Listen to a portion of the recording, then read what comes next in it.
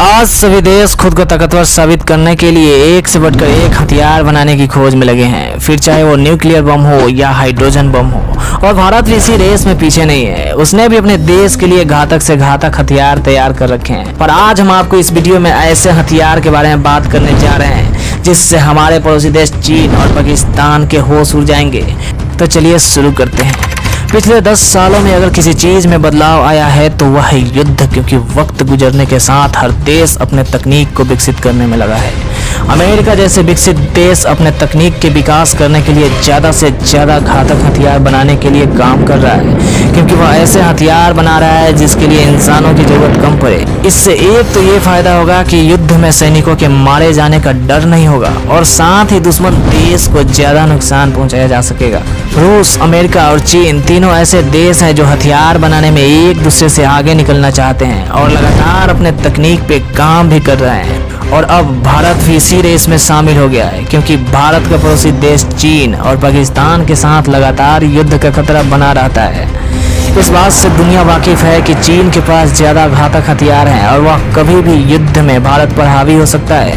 लेकिन अब ऐसा सोचना गलत होगा, क्योंकि भारत ने भी अपने देश के लिए आधुनिक खुफिया हथियार तैयार कर रखा है, क्योंकि यह आज का भारत है, ना कि 1962 का जो चीन के सामने झुक जाए। भारत ने भी ऐसे हथियार विकसित कर लिए हैं जो चीन के मिसाइलों को तहस नहस करके रख देंगे। आज भारत के पास इतना सीक्रेट हथियार है जिसके बारे में दूसरे देश तो क्या, भारत के भी लोग नहीं जानते होंगे।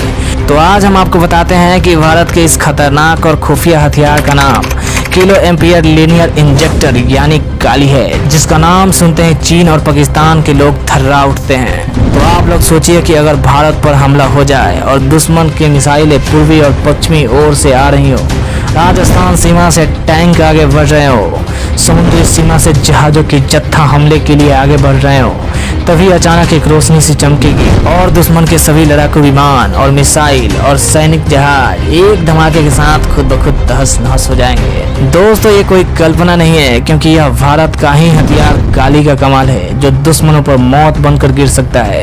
काली पाकिस्तान के 130 सैनिकों को ध्वस्त कर चुका है। आइए हम आपको पाकिस्तान के सैनिकों की जमादोश करने की 2012 की भारत की हथियार काली की कहानी सुनाते हैं। बात है साल 2012 की। धावा एटॉमिक रिसर्च सेंटर और रक्षा अनुसंधान और विकास संस्थान यानी DRDO ने मिलकर सबसे ताकतवर हथियार बनाया, जिसे काली नाम दिया गया। इस हथियार को बनाना बेहद सीक्रेट मिशन था, और आज भी यह भारत का हथियार बेहद खुफिया है। इतना खुफिया कि पूर्व रक्षा मंत्री मनोहर पर्रिकर ने देश हित के हवाला देकर लोकसभा तक में इसका जिक्र नहीं किया। मनोहर पर्रिकर से काली 5000 को सेना में शामिल करने से लेकर सवाल किया गया, लेकिन उन्होंने इसके बारे में कुछ भी बताने से इनकार कर दिया।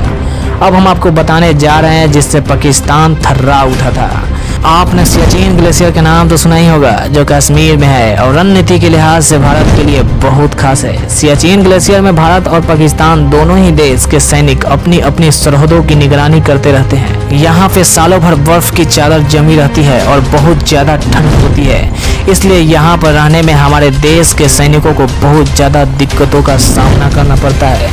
भारत में एक फायदा यह भी है कि सियाचिन ग्लेशियर की ऊंची चोटियों पर भारत का कब्जा है, और दूसरी ओर पाकिस्तानी सेना भी अपने सरहदों पर मौजूद रहती है। यहाँ पर आपसी झड़प में इतने सैनिक नहीं मारे जाते जितने की चोटियों में एवलांच आने से मारे जाते हैं। यहीं से काली को भारतीय सेना में शामिल करने को विचार आया, और भारतीय खुफिया एजेंसी और रक्षा अनुसंधान संस्थान ने मिलकर प्लान बनाया। सियाचिन में उस जगह एवलांच किया जाए जहां पर पाकिस्तानी सेना की चौकियां मौजूद रहती है। तय किया गया कि काली को कमीशन पर लगाया जाए, लेकिन काली का साइज और इसके चलाने के लिए लगने वाली बिजली की मात्रा और इस ऑपरेशन से होने वाली भीषण गर्मी इस मिशन में रोड़ा बन रही थी। इस कंडीशन में काली को सियाचिन ग्लेशियर पर ले जाना तो मुश्किल था ही, साथ ही परेशानी यह भी थी कि अगर काली को वहाँ पहुँचा भी दिया जाता तो उसे चलाने से वहाँ इतनी गर्मी हो जाती कि जिस बर्फीली एरिया में उसे लगाया जाता वहाँ खुद भी बर्फ पिघल जाती।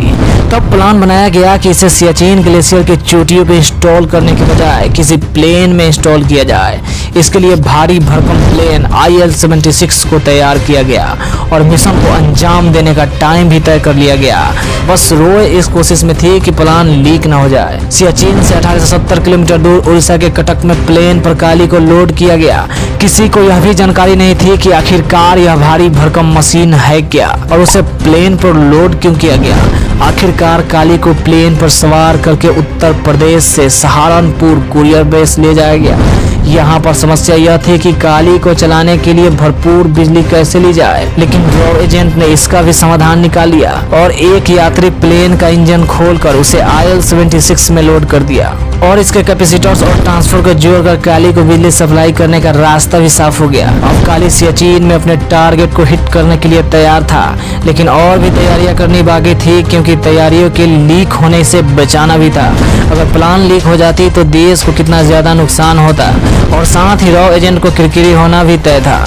इसलिए इसको उड़ाने से पहले इसके सुरक्षा के लिए एक प्लेन उड़ाया गया जिसका नाम AWACS यानी air warning and control system, जो उड़ते समय वायु क्षेत्र की निगरानी करता है ताकि किसी प्लेन और मिसाइल के हमले से इसको डिटेक्ट करके उसको न्यूट्रलाइज किया जाए। उसके पीछे गश्त लगाते रहे पुणे से उड़ते रसोई विमान IL-76 और काली की सिक्योरिटी में लगाए गए मिराज 2000 फाइटर जेट। इस बार कश्मीर से कोई भी प्लेन उड़ाने का फैसला नहीं लिया गया ताकि देश के दूसरे हिस्सों में उड़ने वाले प्लेन के ऊपर दुश्मन की नजर ना पड़ जाए। तैयारियां इतनी एडवांस थी कि IL-76 के स्टाफ के अलावा किसी अन्य को इसकी भनक भी नहीं थी। इस मिशन को शांति के साथ इसरो के सैटेलाइट रिकॉर्ड कर रहे थे और सैटेलाइट टारगेट यानी पाकिस्तान की चौकी पर हर लम्हा नजर रखे हुए थे। 7 अप्रैल 2012 को सुबह 5:40 पर काली को अपने टारगेट को अंजाम देना था। काली ने सियाचिन में अपने टारगेट को ब्लॉक किया और भारी मात्रा में हैवी इंपल्स के इलेक्ट्रोमैग्नेटिक तरंगों की बौछार कर दी, जिसका रिजल्ट निकला कि सियाचिन की चोटी से बर्फ का बहुत बड़ा चट्टान खिसक गई और भारी मात्रा में लॉन्च आ गया जिसका रफ्तार लगभग 300 किलोमीटर प्रति घंटा थी। यह रफ्तार भरा तूफान अपने रास्ते में आने वाले हर चीज को तिनके की तरह उड़ाता हुआ पाकिस्तानी यंगरेज पर करोड़ों टन बर्फ के करीब यानी 100 फीट मोटी चादर बिछा गया, यानी करीब 10 मंजिला इमारत ऊंचाई के बराबर की बर्फ। जब तक पाकिस्तान को इसकी भनक लगती उस वक्त तक उसके 130 सैनिकों ने बर्फ की चादर में दफन हो चुके थे। काली को यह काम करने में महज 15 मिनट का टाइम लगा। यह मिशन इतना सीक्रेट था कि भारत ने इसे कभी कबूल नहीं किया।